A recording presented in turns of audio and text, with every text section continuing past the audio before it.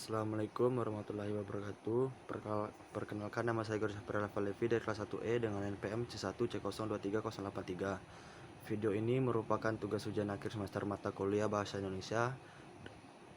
Materi yang pertama yaitu mengenai sistematika proposal penelitian kuantitatif. Yang pertama yaitu halaman judul lembar, pengantar dan persetujuan, dan juga abstrak yang menggunakan pola Imret, Introduction, Method, Result, and Discussion, ditambah dengan kata kunci yang maksimal berisi 250 kata.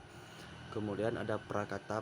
Prakata ini adalah keterangan uraian dan sebagainya yang ditulis oleh penulis atau pengarang sebagai pengantar. Kata tulis setelah itu ada daftar isi, kemudian ada daftar tabel, ada daftar gambar, dan juga daftar lampiran. Setelah itu barulah masuk kepada bab 1 yaitu pendahuluan, yang terdiri dari yang pertama latar belakang yang menjelaskan kelemahan X dan diberikan solusi variabel X, atau disampaikan potensi X hingga mempengaruhi Y. Kemudian ada ruang lingkup, penelitian yang berselingkup. Penelitian yang berisi batasan-batasan masalah. Kemudian ada rumusan masalah berupa pertanyaan apakah atau adakah, kemudian ada tujuan penelitian yang untuk mengetahui pengaruh atau hubungan antara variabel X dan juga Y. Kemudian manfaat penelitian yaitu manfaat teoretis dan manfaat praktis. Kemudian definisi operasional, menjelaskan secara operasional antara variabel X dan Y. Baru masuk ke bab 2 mengenai kerangka teori dan kerangka berpikir yang berisi teori yang digunakan, kemudian penelitian relevan. Kerangka berpikir, hipotesis berpikir yang berisi teori yang digunakan, kemudian penelitian relevan kerangka berpikir hipotesis. Penelitian hipotesis, penelitian ini yaitu ada pengaruh X terhadap Y atau adakah hubungan X dengan Y. Kemudian lanjut kepada bab 3 yaitu metodologi penelitian. Metode penelitian menjelaskan metode dan desain dari penelitian. Kemudian waktu dan tempat penelitian, deskripsi variabel penelitian dan kemudian ada teknik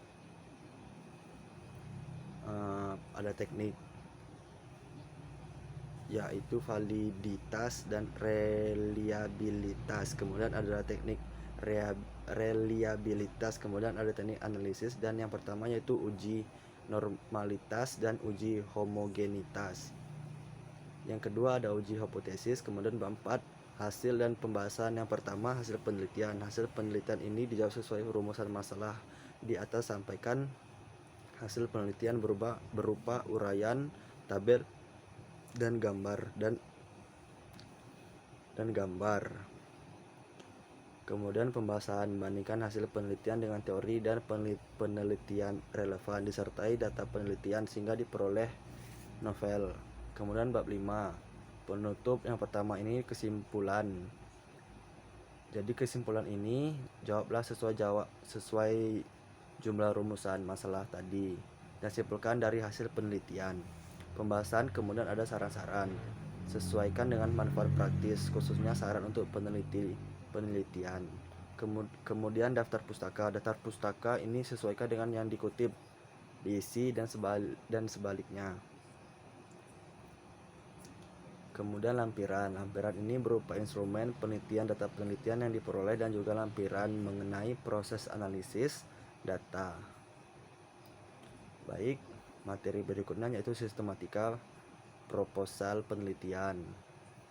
Yang pertama-tama halaman judul, kemudian pengantar dan persetujuan abstrak, masih menggunakan pola Imret, Introduction, Method, Result, and Discussion, tambah kata kunci dan maksimal terdiri dari 250 kata. Kemudian ada juga prakata yaitu keterangan yang ada urutan sebagainya yang ditulis oleh penulis satu ya terus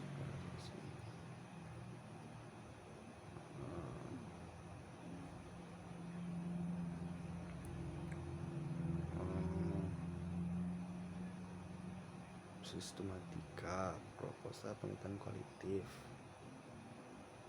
Yang pertama-tama halaman judul, pengantar dan persetujuan Eh, Persetujuan abstrak masih menggunakan pola introduction method and result and discussion. Tambah kata kunci dan maksimalnya terdiri dari 250 kata. Kemudian ada juga prakata, yaitu keterangan atau uraian dan sebagainya yang ditulis oleh penulis atau pengarang sebagai pengantar suatu karya tulis.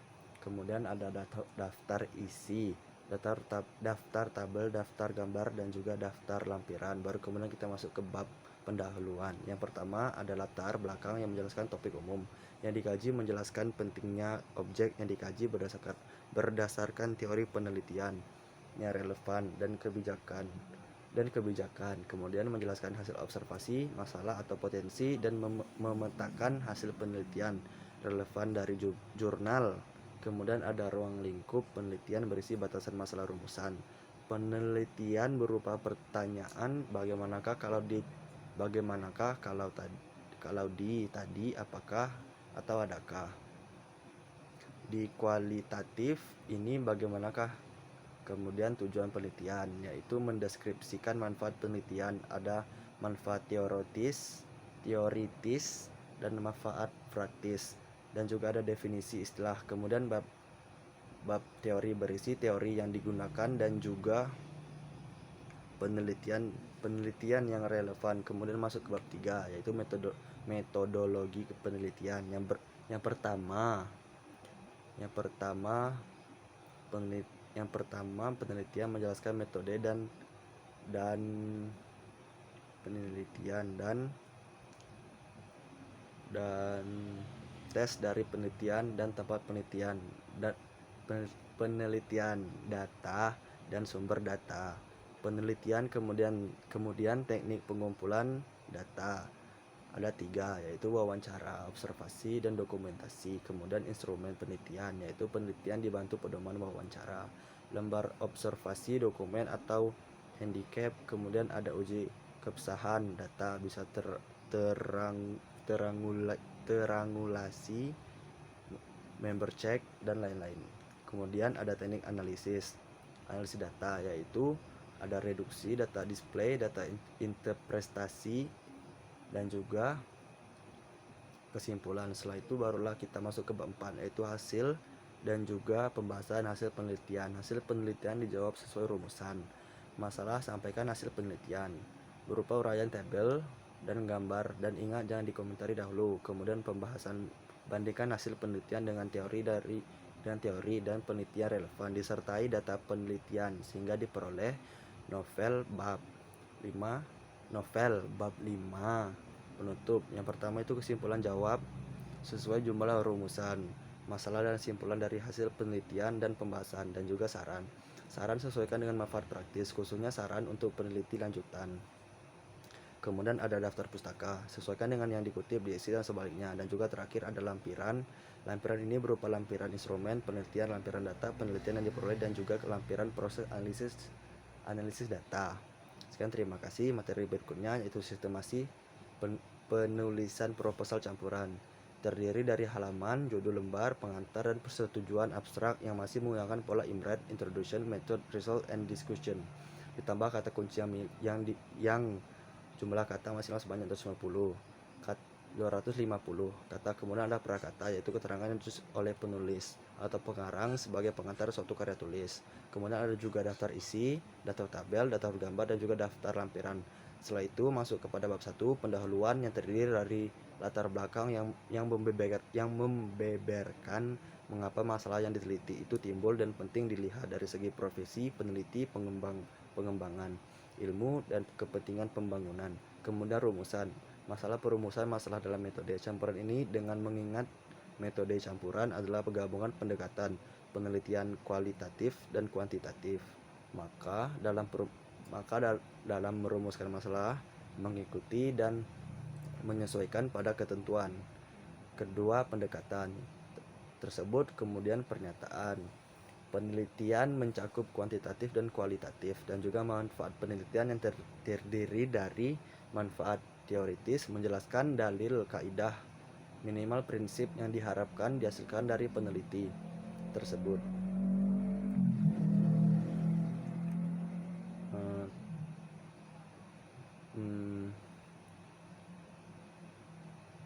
Ada praktis menjelaskan kemungkinan digunakan hasil penelitian oleh pihak-pihak tertentu hasilnya secara eksplisit dinyatakan dalam rekomendasi. Kemudian bab yaitu tinjauan pustaka dan kajian. Teoritis menjelaskan laporan tentang apa yang telah ditemukan oleh peneliti lain atau membahas masalah peneliti. Kemudian ada bab yaitu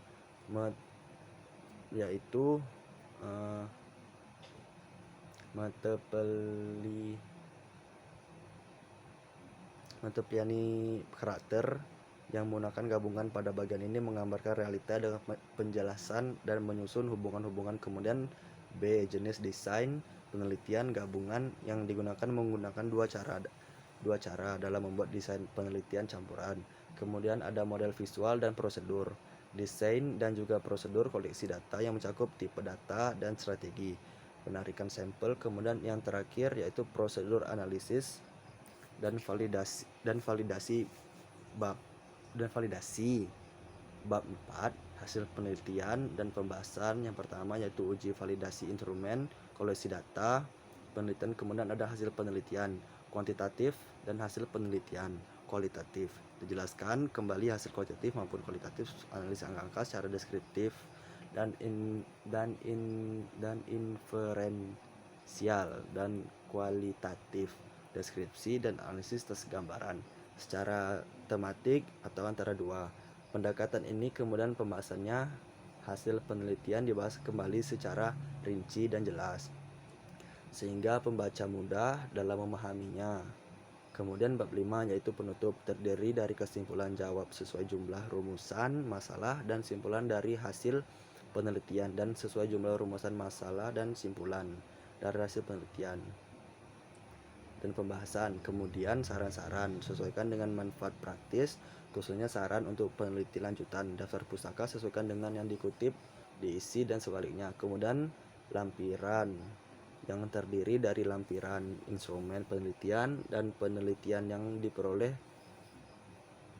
sistematika dari proposal, penelitian secara kuantitatif dan kualitatif, dan juga campuran apabila ada kesalahan.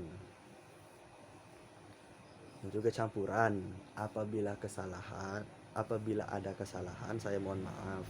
Terima kasih. Wassalamualaikum warahmatullahi wabarakatuh.